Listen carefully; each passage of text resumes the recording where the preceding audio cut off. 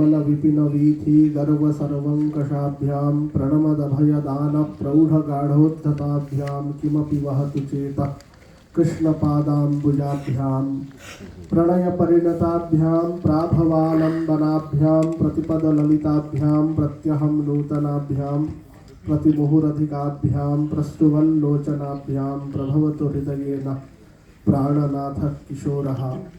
আমরা ভগবানের বিভিন্ন চরিত্রের বিভিন্ন দিক, তার বিভিন্ন লীলার কথা শ্রবণ করলাম। আমাদের আলোচনা আমরা এখানেই শেষ করব। আমি পূজ্যপাদ স্বামী দেবত্বানন্দজি এবং আদরণীয় তাপস গোস্বামী মহাশয়কে মঞ্চে আসার জন্য অনুরোধ করছি। এখানে ধন্যবাদ জ্ঞাপন এবং শেষ কথা বলার পর এখানেই আমাদের আরতি হবে, তারপরে আমরা বাইরে যাব।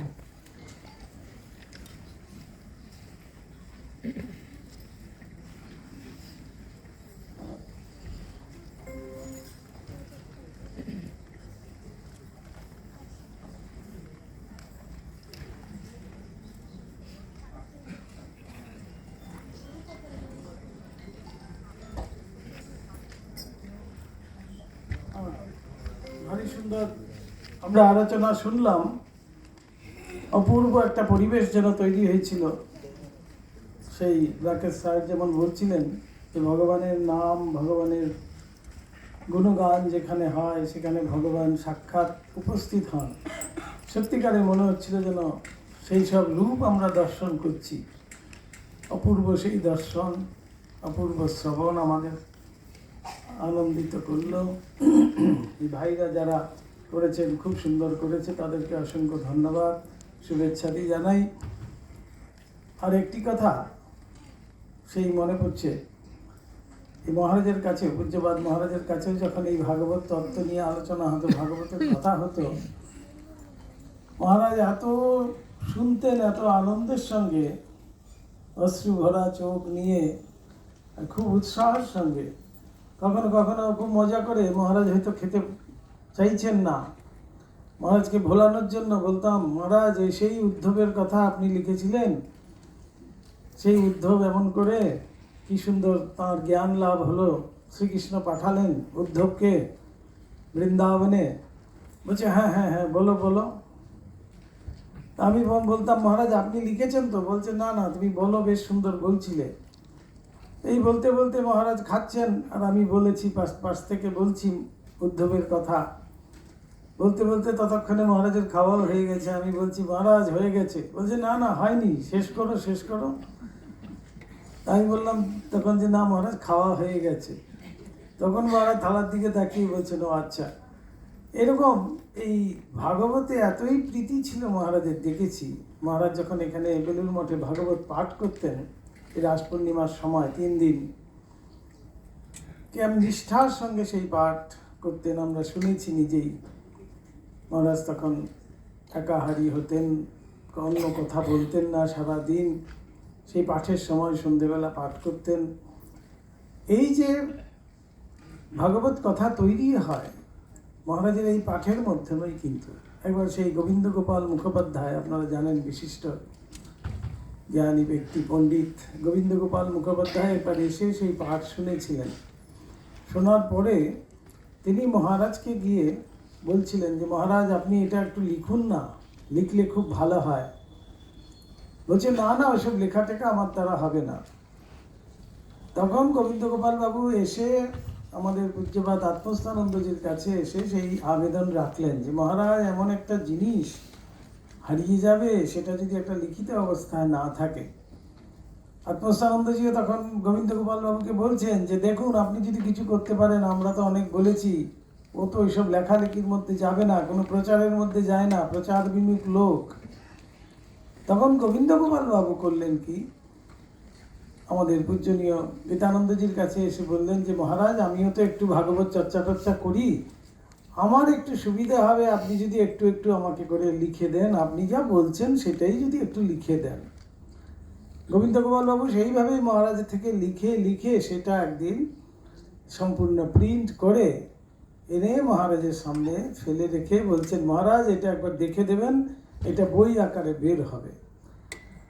তখন গীতানন্দজি মহারাজকে গোবিন্দ গোপাল বাবুকে বললেন যে আচ্ছা বেশ, তাহলে তার ভূমিকা আপনি লিখুন।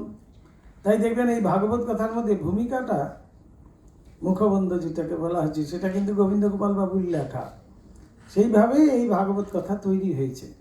এই মহারাজের মধ্যে সেই ভাগবত তত্ত্ব সম্বন্ধেও যখন কথা হতো, আজকে এই তত্ত্ব এত সুন্দর করে এই সব ছোট ভাইয়েরা আমার এত সুন্দর করে সেগুলো তুলে ধরলেন।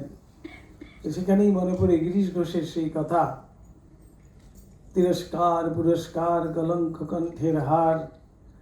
সেই বলছেন সেই পরশমণি স্পর্শ করি যে পরশমণি, ধন্য হলো জগাই মাধায়, তুমি সেই যোগী ধ্যানের পুরুষ।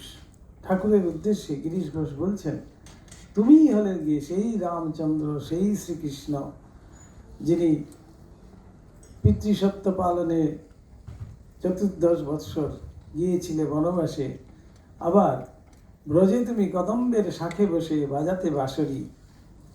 আবার বলছেন সেই পরশমণি যাকে স্পর্শ করে ধন্য হলো জগাই মাধায়, তুমি সেই যোগী ধ্যানের পুরুষ। তাই ঠাকুরই হলেন গিয়ে আমাদের সব কিছুর যেন মূলে আমরা ঠাকুরকেই দেখতে পাই। তাই একবার একটি মিটিংয়ে মহারাজ খুব সুন্দর বলছিলেন, সে মিটিংয়ে নানান রকম কথা হচ্ছে, নানা তর্ক বিতর্ক এসব হচ্ছে। মহারাজকে আশীর্বাদই দিতে বলা হয়েছে। মহারাজ উঠে বলছেন যে অনেক কিছুই শুনলাম মিটিংটাতে, আমার যেটা মনে হয়েছে সেখানে ঠাকুরের নামেই সমস্ত কিন্তু মিটতে পারে। সেটা হলো গিয়ে সংশয় রাক্ষস নাশ মহাস্ত্রম ইয়ামি গুরুম শরণং ভববৈদ্যম নরদেব দেব জয় জয় নরদেব। তাই ঠাকুরের নামের জয় জয়কার হোক। আমরা একটি সুন্দর পরিবেশ, একটি সুন্দর আজকে দর্শন লাভ করলাম। সবাই আনন্দে থাকবেন, মহারাজের কৃপা সবার উপর বর্ষিত হোক এই প্রার্থনা করি। এখন আমাদের যিনি এই এন্ডোমেন্টটি মূলে আছেন, আমাদের ভক্ত একজন তাপস কুমার গোস্বামী, তিনি একটু ধন্যবাদ জ্ঞাপনের মাধ্যমে আজকের অনুষ্ঠান এখানেই শেষ হবে। জয় মা।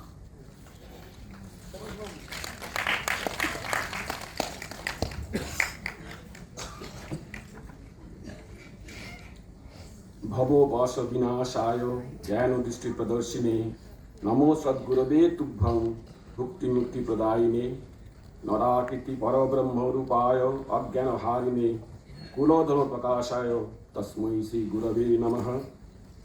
সর্বপ্রথম যার পুণ্য স্মৃতিতে আজকে এই অনুষ্ঠান, চির আরাধ্য পরম পূজনীয় গুরুদেব শ্রীমৎ স্বামী গীতানন্দজি মহারাজের শ্রীচরণ কমলে আমার ভক্তিপূর্ণ প্রণাম জানাই। শ্রী শ্রী ঠাকুর শ্রী শ্রী মা স্বামীজি মহারাজের শ্রীচরণ কমলে আমার সাষ্টাঙ্গ ভক্তিপূর্ণ প্রণাম নিবেদন করি। যার নামে আজকের অনুষ্ঠানটি হলো সেই বৃন্দাবন বিহারী লালজি ভগবান শ্রীকৃষ্ণের শ্রীচরণে আমার ভক্তিপূর্ণ প্রণাম নিবেদন করি। এরপর আমার যত মনে পড়ছে, আমাদের এই অনুষ্ঠানটি শুরু হয়েছে 2019 সালে। প্রথম বছর শুরু হয়েছিল এটি ইউনিভার্সিটির অডিটোরিয়াম হলে, কিন্তু তার পরের বছর করোনা মহামারীর জন্য অনলাইনে চলতে থাকে।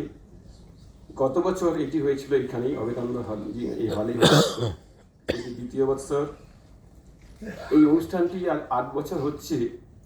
এই অনুষ্ঠানটির পিছনে যার পরিকল্পনা, যার পরিচালনা পরম পূজনীয় শ্রীমৎ স্বামী আত্মপ্রিয়ানন্দজি মহারাজ, যিনি অবশ্য এখন এখানে উপস্থিত নেই, তার শ্রীচরণ কমলে আমি আমার সাষ্টাঙ্গ প্রণাম, আমার কৃতজ্ঞতা এবং আমার শ্রদ্ধা নিবেদন করি।